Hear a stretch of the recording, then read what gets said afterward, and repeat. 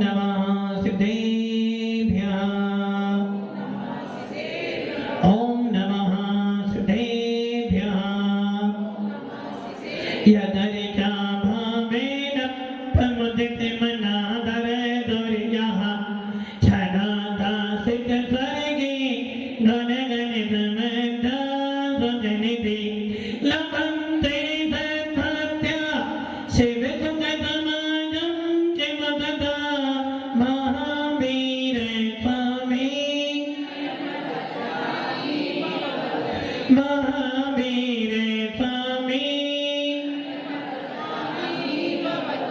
महावीर स्वामी नयन प्रतिगामी भवतु मे दुर्वाह बंधनो नित्यं ज्ञान दर्शन नायिका चारित्राणां वीरा मोक्ष मार्ग वेदिका पंच प्रमिति भगवान की एक रतिनाथ भगवान की अंतिम सरस्वती भगवान महावीर स्वामी की आचार्य श्री कुंद कुंद भगवंत की आचार्य श्री विमल सागर जी महाराज की आचार्य गुरुदेव सनमती सागर जी महाराज की तीन कामनों करोड़ मणि राजों की द्वादशांजन वाली माता की बोले वात्सल्य मूर्ति दिव्य तपस्वी अध्यात्म योगी राष्ट्र सुन आचार्य 108 से सुंदर सागर जी गुरुदेव की गुरुदेव की गुरुदेव की भव्य आत्मा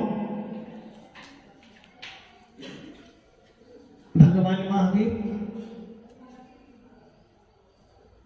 जिनका निर्माण महोत्सव देवों ने संपन्न किया और हमने भी संपन्न कर लिया।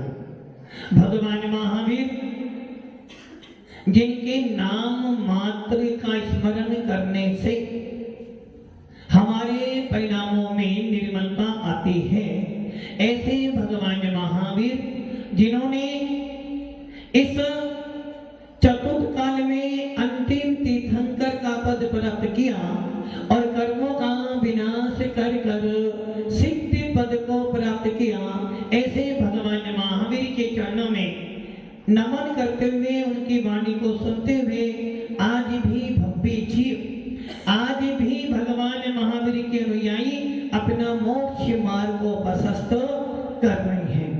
भव्य आत्मा भगवान महावीर का जब जीवन देखते हैं, ऐसा कौन सा व्यक्ति है जिसके जीवन में दुख नहीं आते? ऐसा कौन सा व्यक्ति है जिसके जीवन में कभी दुख नहीं आते? कोई ऐसा जीव है? तीर्थंकर ऐसा जीव होता है जब वो तीर्थंकर प्रकृति का वध कर लेते हैं, वो जीव ऐसा कि उनके जीवन में कभी दुख हो। जिसने तीर्थंकर पद का वध किया है उनके जीवन में कभी दुख नहीं आता है, किंतु तीर्थंकर बनने के लिए बहुत सारे दुखों को सहन करना पड़ता है। किसी भी ऊंचाई पे जाने के लिए, किसी भी बड़े पद को प्राप्त करने के लिए समय तो लगाना पड़ता है, कष्ट को सहन करने पड़ते हैं। बिना कष्टों को सहन किए बिना ऊंचा पद ऊंची विभूति नहीं मिलती है। कीर्ति जी आप ये समझ लो, भगवान महावीर का जीव भील की पर्याय में था और भील की पर्याय से महावीर बनने में कितने सारे भवों को उसने लिया होगा, कितना पुरुषार्थ किया होगा, कितनी मेहनत की होगी, जब जाकर उनको क्या मिला? कीर्ति जी क्या मिला? तीर्थंकर प्रकृति का बंध हुआ। किस पर्याय में? मतलब कि आदिनाथ का जन्म कब हुआ? तीसरे काल में। भगवान महावीर मोक्ष कब गए? चतुर्थ काल में। भील कब बने? तीसरे काल में। महावीर कब बने? चतुर्थ काल में। जब तीसरे काल में पवन जी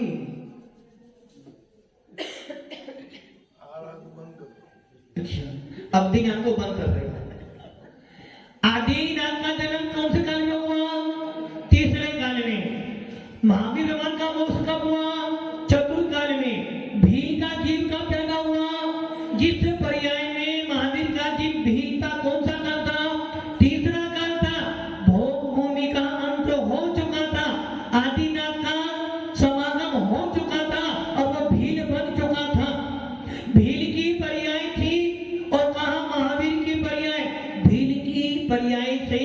निकलकर मारीची बना, आदिनाथ का पोता बना। हर किसी को तीर्थंकर का पोता बनने का अवसर। उस भील की पर्याय के बाद बहुत सारी पर्याय भी ली होंगी। भील की पर्याय के बाद में उसने कुछ नियम पालन किया, और जब नियम पालन किया तो कष्ट भी आए होंगे, उपसर्ग भी आए होंगे, परिसे भी सहन किए होंगे, और सारे दुखों को सहन करते करते कहां पर आ गया? प्रथम तीर्थंकर के कुल में पैदा हुआ। और जब प्रथम तीर्थंकर के कुल में पैदा हुआ, यदि चाहता तो उसी भक्त से किसका कुल मिला? प्रथम तीर्थंकर आदिनाथ का कुल मिला। और उस आदिनाथ के कुल में देखो मुनि बन गया। मुनि बनने के लिए मेहनत की होगी। अब आप मुझे विचार करो, आदिनाथ तो जब मुनि बनने गए तो पंचमुखी में उसने अपना केसलोस कर लिया। उस मारीची ने भी अपने दादा को देख देख कर जब आदिनाथ मुनि बनने गए तो 4000 राजा भी मुनि बनने गए। कैसे गए थे? देखा देखी गए थे। यदि पवन जी हाँ पवन जी क्या, यदि कीर्ति जी मुनि बनने जाए तो पवन जी पीछे पवन जी जाओगे ना, और पंकज जी जाए तो सोचोगे। सही है ना? यदि कीर्ति जी मुनि बनने जाएंगे तो आप सोचोगे नहीं, जब इतना संपन्न व्यक्ति दीक्षा लेने जा रहा है तो मुझे भी दीक्षा दो, और पंकज जी नहीं तो सोचना पड़ेगा। सही है ना? होता ही है। जब और आजकल की ये परंपरा, पहलों की परंपरा, जब राजा दीक्षा लेने जाता था तो पूरा का पूरा मंडल भी दीक्षा ले लेता था। जिस समय आदिनाथ का काल आया उस समय भी ऐसा ही हुआ। जब आदिनाथ महाराजा अधिराजा अयोध्या नरेश जिनके कुल में तीर्थंकर जैसा स्वयं पैदा हुआ, बाहुबली जैसे काम विजेता पैदा हुए, प्रथम चक्रवर्ती जैसे भरत जी हुए, जब आदिनाथ दीक्षा लेने गए तो उस राजा आदिनाथ के सामंतों ने सोचा, जब हमारा स्वामी दीक्षा लेने जा रहा है, जब इतना संपन्न व्यक्ति दीक्षा लेने जा रहा है तो हमें भी अनुकरण तो करना चाहिए। तो आदिनाथ के समय जब आदिनाथ भगवान महामुनि बनने गए तो पंचमुट्ठी से अपना केसलोस कर रहे थे। उस समय उस मारीची ने भी क्या किया होगा? क्या किया? केसलोस किया ना? पंचमुट्ठी तो नहीं किया। पंचमुट्ठी केसलोस का नियम तो तीर्थंकर के लिए ही लागू होता है। तीर्थंकर जो होते हैं पंचमुट्ठी में केसलोस करते हैं। और यही कारण है जब भी कोई जीव मुनि बनने जाता है सबसे पहले क्या करते हैं? पंचमुट्ठी केसलोस को आचार्य भगवंत सबसे पहले पंचमुट्ठी केसलोस करते हैं। और वो प्रतीक है कि तीर्थंकर जब दीक्षा लेते हैं तो पंचमुट्ठी में केसलोस कर देते हैं, अर्थात पंचमुट्ठी में ही पूरे सर के बालों को निकाल देते हैं। और तीर्थंकरों के दाढ़ी मूछ तो, और किसी के दाढ़ी मूछ ना हो तो सेठ जी किसी के दाढ़ी मूछ ना हो तो अफसोस होता है ना। और भगवान कौन स्वामी कह रहे हैं, दाढ़ी मूछों को होना अशुभ है, इसलिए तीर्थंकरों के कभी दाढ़ी मूछ नहीं होती, देवों के दाढ़ी मूछ नहीं होते, भोग भूमि के जीवों के भी दाढ़ी मूछ। तीर्थंकर ने जब केसलोस किया तो मारीची ने भी केसलोस किया। जब तीर्थंकर ध्यान में बैठे तो मारीची भी बैठा। जब तीर्थंकर आदिनाथ ने बिहार किया तो मारीची ने भी बिहार किया होगा। सर्दी गर्मी भूख प्यास भी सहन की, किंतु आदिनाथ ने क्या किया? 6 महीने का कायोस्तर धारण कर लिया। और मारीची ने क्या किया? और मारीची ने नहीं, साथ में 4000 राजा भी थे। अब वो सोच रहे हैं आदिनाथ आज नहीं कल उठेंगे। किस लिए? कौन? आदिनाथ हाथ नहीं जाएंगे। अरे भाई तीर्थंकरों को तो जन्म से अतुल्य बल होता है, जन्म से अतुल्य बल। तीर्थंकरों के जन्म से क्या होता है? वकील साहब कुछ सोच रहे हो? वकील सोच रहे हैं काश में भी आदिनाथ के साथ में मुनि बन जाता। तीर्थंकरों को जन्म से अतुल्य बल होता, अतुल्य बल, अतुल्य बल का मतलब उनको किसी की जरूरत, अतुल्य बल, सूरवीर, उनके सामने कोई भी आ जाए उनसे बलवान कोई नहीं हो सकता है। और आपको ध्यान हो जिस समय नेमिनाथ भगवान, बलभद्र और नारायण कृष्ण और जरासंध ने क्या करा था, चक्र चलाया था। वो चक्र क्या कर रहा था, चक्र किसके पास जाएगा, नारायण कृष्ण के पास, किंतु सामने कौन खड़े हैं, नेमिनाथ भगवान। तो उस चक्र ने तीर्थंकर की परिक्रमा करते हुए नारायण कृष्ण के हाथ में गए, जो कि तीर्थंकर पदवी, तीर्थंकर पद से बड़ा तीन लोक में कोई पद।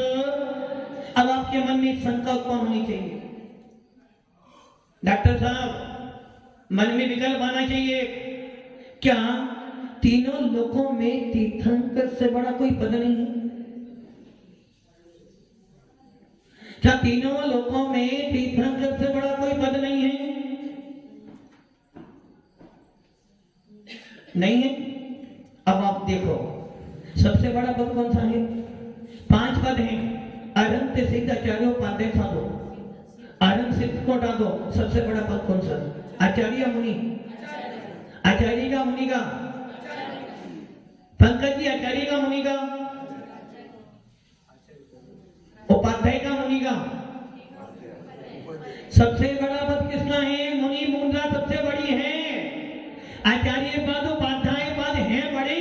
नमो नमो नमो आईरियाणम तीसरे नंबर पर है सबसे बड़ा पद। इस वर्तमान काल में, इस पंचम काल में अरहंत सिद्ध तो है नहीं, तो सबसे बड़ा पद कौन सा है, नमो आईरियाणम। और उसके बाद है नमो उपाध्यायनम। किंतु ये दोनों पद कैसे हैं, इन दोनों पदों से निर्माण की प्राप्ति नहीं होने वाली, इन दोनों पदों से समाधि वरण नहीं होने वाला। और इन दोनों पदों के रहते रहते जी को 8वां 9वां 10वां 12वां गुण स्थान नहीं होने वाला। आचार्य पद उपाध्याय पदों से उपसम श्रेणी शपथ श्रेणी चढ़ने वाले नहीं हो, इसलिए है तो बड़े पद, किंतु ये पद भी आपको मुनि पद, मुनि पद, मुनि पद भी छोड़ना पड़ेगा। मुनि पद छूटेगा तब जाकर अरिहंत पद मिलेगा, और जब अरिहंत पद छूटेगा जब जाकर सिद्ध पद मिलेगा। पांचों ही पदों में, पांचों ही परम पदों में कोमल पद कौन सा है, मुनि मुनि मुनि। इसलिए हमारे जैन शासन की आन बान शान कौन है, निर्गंत मुद्रा। इसलिए भव्य आत्माओं, आदिनाथ के काल में मारीची के साथ में 4000 मुनि बने। आदिनाथ तो 6 महीने का कायोत्सव लेके खड़े हो गए, और वो 4000 मुनि सोच रहे हैं आज नहीं तो कल, और कल नहीं तो कीर्ति जी, आज नहीं तो कल, नहीं कल नहीं तो परसों तो भगवान उठेंगे। किंतु आदिनाथ को विकल्प ही नहीं था, जो कि वो अतुल्य बल के धारी थे, उन्हें तो हार की चिंता ही नहीं थी। किंतु वो 4000 साधु आहार न मिलने के कारण अपने अपने मार्ग पर चले गए, और उनका सरदार, उनका बोस कौन बन गया, मारीची। कौन मारीची, आदिनाथ का राजा अधिराज महाराज आदिनाथ का पोता बन गया। और जब भगवान आदिनाथ को, महामुनिराज को केवल ज्ञान की प्राप्ति हुई, केवल ज्ञान की प्राप्ति होने पर भगवान 5000 धनुष ऊपर गए, और जिनको केवल ज्ञान की प्राप्ति हो जाती है उनके 10 अति से भी होते हैं। कितने अति से, पवन जी जब आप आए थे कौन सा अति से हुआ था, कुछ तो हुआ। पवन जी वो सेठ जी बता रहे, सेठ जी क्या हुआ था, अब या तो धनराज जी के पास जाएं, वहां से मालूम पड़े, या केवली के पास जाएं, तो केवली के पास तो आप जाओगे नहीं, अवधि ज्ञानी आपको मिलेंगे नहीं, और शुद्ध केवली मिलने वाले नहीं, तो एक ही रास्ता कहां पर जाना चाहिए, गंगा जी के बाद और धनराज के बाद जाने की आपकी भावना नहीं है। भव्य आत्माओं, अतिशय किनके होते हैं? जो महापुरुष होते हैं। अजय ध्यान रख लेना, महापुरुष अकेले तीर्थंकर नहीं होते, महापुरुष तीर्थंकर भी होते, तीर्थंकर तो है ही है। उसके बाद में जो जो इस मोक्ष मार्ग पे बड़े हैं, जो जो मोक्ष में गए हैं या जो जो मोक्ष मार्ग की इच्छा रखते हैं, वो सब के सब महापुरुष हैं। आचार्य कौन स्वामी ने अष्टम पाउड़ के चारित्र पाउड़ में जब लिखने के लिए बैठे तो उन्होंने कहा कि भैया महाभारत किन्हें कहते हैं? महाभारत किन्हें कहते हैं? महाभारत मुनियों के, हर कानून नियम मुनियों के लगे क्यों करती हो लेना जी? महाभारत किन्हें कहते हैं? जिन व्रतों का महापुरुषों ने पालन किया है, जिन व्रतों को महापुरुष धारण करते हैं, जो स्वयं महान होते हैं, जिनसे महान पदों की प्राप्ति होती है, जिनसे समस्त कर्मों का अंत किया जाता है, उन्हें महाव्रत जिन्होंने पालन किया है या जिन्होंने पहले पालन किया था, आज उपदेश दिया, तो इसका मतलब क्या हो गया? जो महाव्रतों का पालन करते हैं वो महापुरुष होते हैं। तो इसका मतलब क्या हुआ? आज भी कोई मुनि बनेगा, आज भी कोई त्यागी व्यक्ति बनेगा, आज भी कोई पंचम गुण स्थान प्राप्त करेगा, तो उसको भी महापुरुष तो कहा जाएगा। और जब जब महापुरुष पैदा होते हैं, जब जब महापुरुष जन्म लेते हैं, अवतार लेते हैं, कोई ना कोई तो से होता ही होता है।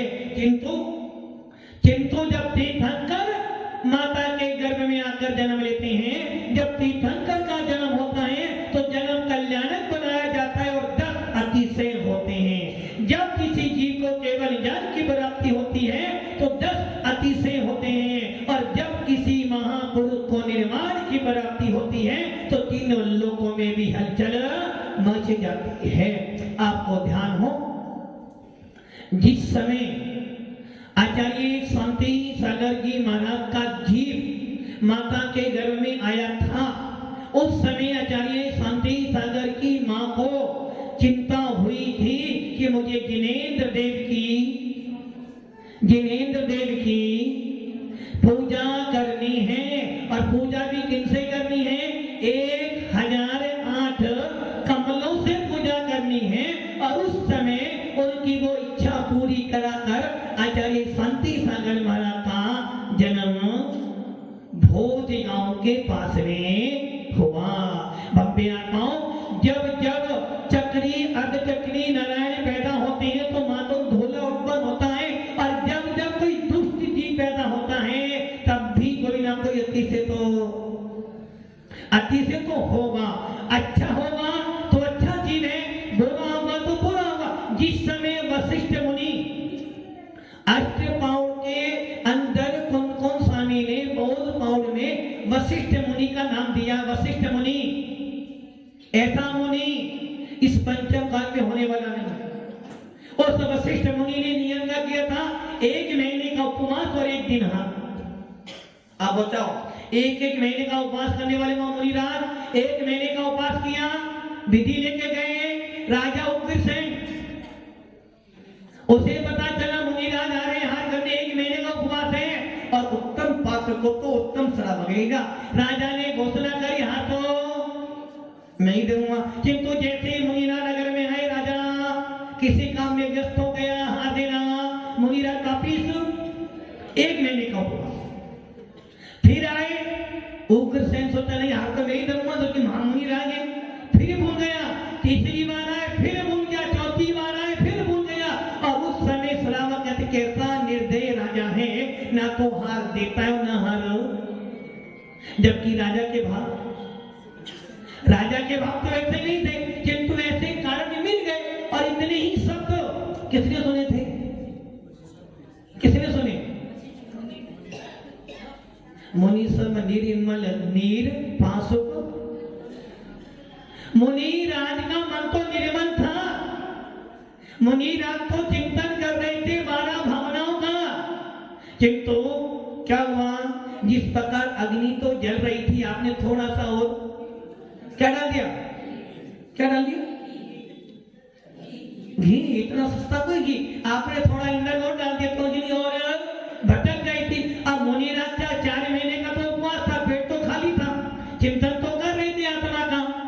मुनि महाराज चिंतन कर रहे थे। मुनि सकल बती बड़े भागी, भवे भोगन ते वैरागी, वैराग्य उपागन माही, चिंतन प्रेक्षा भाई। चिंतन तो मुनिराज कर रहे थे, किंतु चिंतन करते करते वीरेंद्र जी चिंतन करते करते अवधि जान आ गया, है ना। चिंतन करते करते श्रावक ने क्या बोल दिया, ऐसा निर्दयी राजा है, ना तो हार देता है ना हार देने। मुनि राज चिंतन किसका कर रहे थे, आत्मा हो आत्मा हो आत्मा में सदा जायते स्वभावी। किंतु क्या हुआ, चिंतन करते करते जा रहे थे और ये शब्द कान में कौन से पड़ गए कि ऐसा राजा निर्दयी है, ना तो हार देने देता और ना देता है। बस इतने ही शब्द सुने थे कि मुनिराज ने अपनी आत्मा का उपयोग, जो आत्मा में लग रहा था, जिस उपयोग से वो असंख्यात गुणी निद्रा कर रहे थे, जिस चिंतन से मुनिराज का छठा सातवां गुण स्थान में झूल रहे थे, अंतर मुहूर्त का समय है मुनिराज का छठे गुण स्थान का। कोई भी मुनिराज अंतर मुख से अधिक छठे में नहीं रह सकता, और सातवें का समय मात्र एक समय का, उसके बाद वापिस उनको छठे में आना ही पड़ेगा। अंतर मुख शुरू होता है आवली से एक समय ऊपर। छठे का भी अंतर मूर्त है, सातवें का भी अंतर मूर्त है, आठवें का भी अंतर मूर्त है, नौवें का भी अंतर मूर्त है, 10वें का भी अंतर मूर्त काल, 11वें का भी अंतर मूर्त काल, 12वें का भी अंतर मूर्त काल, 13वें का 13वें का 8 वर्ष 8 अंतर मूर्तम 1 पुरकोटि, 14वें का अंतर मूर्त और छठे का अंतर मूर्त, 5वें का 5वें का काल 8 वर्ष 1 अंतर मूर्तम 1 पुरकोटि, चौथे का 1 पुरकोटि। और उस मुनि राम का गुण छठा सातवां, बस कान में क्या पड़ गया, राजा ना को हर देता नहीं। बस मुनि राम का जो उपयोग आत्मा के अंदर लग रहा था, जिससे संख्या गुनी निजरा हो रही थी, बस मन में भाव के आ गए। उस राजा ने मुनियों के हाड़ पे अंकुश लगाया, अपनी यहाँ की चिंता नहीं हुई। उस राजा ने मुनियों के लिए ऐसा आदेश दिया कि मैं ही हर करूंगा और नहीं, बस इन्हीं भावों से क्या कर लिया, साधना को की। भावना क्या वाली, जो मैंने तपस्या की है, जो मैंने साधना की, इसके बल पर मैं मरकर राजा उग्रसेन का पुत्र बनूं। क्या हुआ, क्या हुआ, क्या हुआ, वो पूरी मेहनत पूरी साधना कहाँ लगा दी, राजा बनने में। एक राजा पूरी मेहनत पूरा उपयोग लगाता है महाराज बनने में। एक राजा, एक बाप पूरा जीवन लगा देता है कि मेरा बेटा अच्छा बन जाए, और वही बेटा यदि नालायक बन जाए तो। मुनिराज ने एक राजा पूरी मेहनत लगा देता है महाराज बनने के लिए, और वही महाराज बनने के बाद एक थोड़े से विकल्प आने पर क्या हो गया, उस वशिष्ठ मुनि को मरकर पद तो मिल गया, क्योंकि मनुष्य से मनुष्य यदि कोई बनेगा, मनुष्य से मनुष्य यदि कोई बनेगा तो मिथ्या दृष्टि होगा। सम्य दृष्टि जीव तो मरकर मात्र बेमानी देवों में जाएगा, क्योंकि सम्य दृष्टि जीव के लिए मात्र एक ही आयु है, वो कौन सी आयु, देव आयु, और देव आयु के अंदर भी बेमानी देवों में जाएगा। यदि किसी जीव ने मिथ्यात अवस्था में आयु का बंध कर लिया है, यदि किसी जीव ने सम्य दर्शन प्राप्त करने से पहले मिथ्यात में आयु का बंध किया है और बाद में सम्य दर्शन प्राप्त किया है, यदि 26 सम्य दर्शन होगा तो कहाँ जाएगा, यदि मनुष्य का वध किया तो भोगभूमि में जाएगा, नरक का वध किया है तो प्रथम नरक से नीचे नहीं जाएगा, बल्कि दूसरे तीसरे आदि नरकों में सम्य दृष्टि जीव पैदा नहीं होते हैं। सम्य दृष्टि तो होते हैं, किंतु सम्य दृष्टि सम्यक दर्शन सहित पैदा नहीं होते। सातों ही नरकों में सम्य दृष्टि जीव पाए जाते हैं, किंतु सम्य दर्शन लेकर पैदा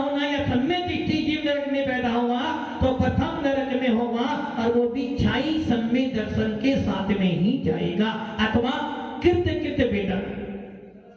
उसके बाद 3 इंच में बंद करा है तो सम्य दर्शन छोड़कर जाएगा, दिखाई सम्य दर्शन है तो भोग भूमि में जाएगा। यदि कोई मनुष्य से मनुष्य में पैदा होगा, मिथ्यात्व पूर्वक ही पैदा होगा, भले वो भोग भूमि हो या कर्म में, यदि इच्छाई सम्य दिखती है तो भोग भूमि में सम्य दर्शन लेकर जाएगा। ऐसा वो वशिष्ठ मुनि 6ठे 7वें में झूलने वाला कहां चला गया? उग्रसेन के वंश का विनाश करने के लिए कहां चला गया? उसकी रानी के गर्भ में गया। और जब वो कंस का जीव उस रानी के गर्भ में आया तो उस रानी के भाव कैसे बने? आपके भाव बनते?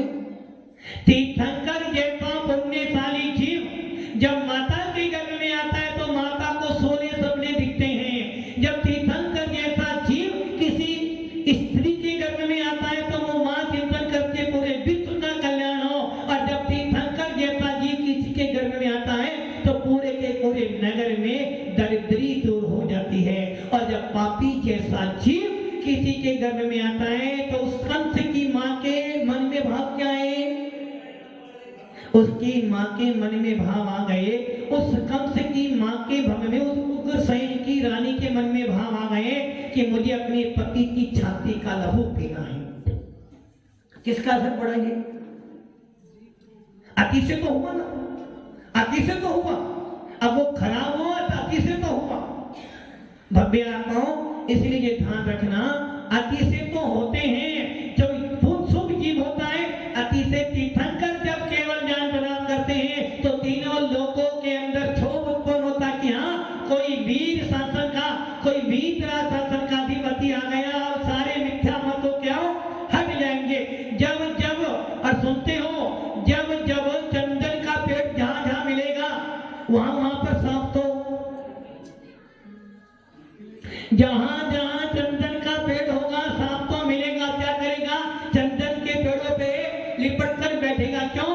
क्योंकि उसे पता जो चंदन छुएगा उसे मैं डस दूंगा। और उसी चंदन के वृक्ष पर सांप लगा हुआ था, किंतु जैसे ही मोर आ जाता है तो वो सांप भाग जाते हैं। तो जब जब तीर्थंकर पैदा होते हैं और जब जब किसी जीव को केवल ज्ञान की प्राप्ति होती है तो सांप, मिथ्या रूपी सांप, अग्रहित मिथ्या रूपी सांप सारे के सारे भाग जाते हैं। तीर्थंकर के सामने कोई भी मिथ्या मत नहीं ठहरता है। जब केवली पैदा होते हैं, जब केवल ज्ञान की उत्पत्ति होते, सारे मिथ्या मार्ग अपने आप छुप जाते हैं। और जब तीर्थंकर को केवल ज्ञान प्राप्त होता है तो आदिनाथ को भी केवल ज्ञान प्राप्त हुआ। 5000 धनुष ऊपर गए और जब केवल ज्ञान की प्राप्ति हुई सबसे पहला अति से उत्पन्न हो गया। कौन सा अति से? कौन सा अति से? ब्रह्मा विष्णु महेश। ब्रह्मा विष्णु कितने मुख होते हैं ब्रह्मा के? चारों दिशा में देखते हैं ना ब्रह्मा जी। और जब किसी जीव को केवल ज्ञान प्राप्त होता है एक मुख होने पर भी 4 मुख दिखाई देते हैं। जब समोधन में जाते हो भगवान का मुख तो एक ही है, एक ही दिशा में है, किंतु व्यक्ति समोधन में 4 द्वार होते हैं, चारों द्वारों पे मान स्तंभ होते हैं और चारों द्वारों से लोग जाते हैं। और जब जाते हैं तो देखते हैं भगवान मेरे को देख रहे हैं, भगवान मुझे देख रहे हैं। भगवान तो कहाँ बैठे? भगवान को ध्यान नहीं कर रहे। भगवान को ध्यान करना ही नहीं। ध्यान करने के लिए उपयोग लाना पड़ता है, ध्यान करने के लिए चिंतन करना पड़ता है और ध्यान करने के लिए किसी ना किसी का आलंबन तो, और आलंबन लेना ही खतरा है। तीर्थंकरों को ध्यान नहीं करना। ध्यान किसके लिए करना है? कर्मों का विनाश करने के लिए। और सबसे बड़े बलवान कर्म कौन से थे? कौन से थे? सबसे बलवान कर्म कौन से हैं? घातिया कर्म। 8 कर्मों के बीच अकेली आत्मा, बेचारी आत्मा। कितने कर्म है? 8। और 8 कर्मों को नष्ट करने के लिए तुम बेचारी अकेली आत्मा, अकेली, और वो 8 है। किंतु ज्ञानी जी कहता है 8 कर्मों के बीच में जाए आत्मा।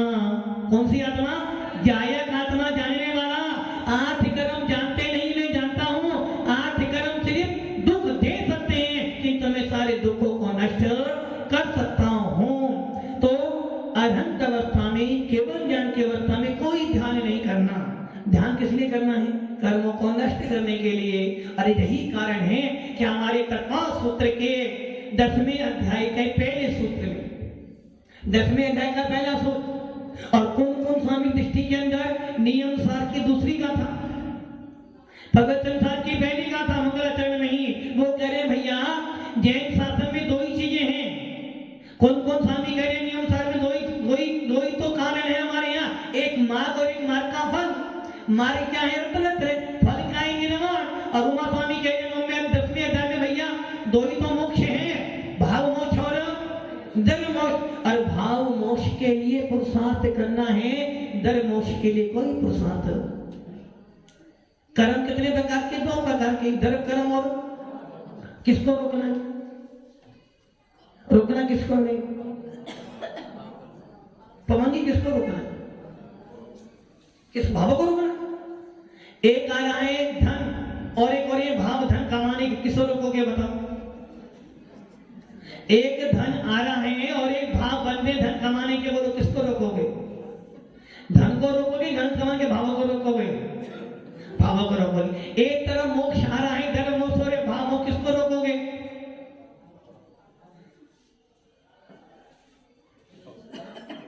भव्य आत्माओं, मोक्ष 2 प्रकार का, भाव मोक्ष और धर्म मोक्ष। सारा पुरुषार्थ किसके लिए करना है? उमा स्वामी के दूसरा अध्याय का पहला सूत्र, उपसमी इच्छाओं को भावो निष्कर्षा जीव से स्वेतत्व मोदय पारिणामिकोचा। 5 प्रकार के भावों के नाम दिए थे और 5 प्रकार के भावों के अंदर आचार्य कुंद कुंद स्वामी नियम सार में अपने पहले अधिकार में कह रहे भैया 5 भाव हैं। इन 5 भावों में से 4 भाव तो कर्माधीन है, 6 भाव भी कर्माधीन है, मात्र एक ही भाव तेरा है, कौन सा? पारिणामिक भाव। और उसमें भी भव्य भव्य तेरा नहीं है, तेरा तो मात्र शुद्ध पारिणामिक भाव, कारण परमात्मा और वो है जीवत भाव, वही तेरा है। किंतु पुरुषार्थ किसके लिए करना है? पुरुषार्थ किसके लिए करना है? सोचना, कल बताना। पुरुषार्थ किसके लिए करना? सोचना। 2 प्रकार का मोक्ष है, भाव मोक्ष और धर्म मोक्ष।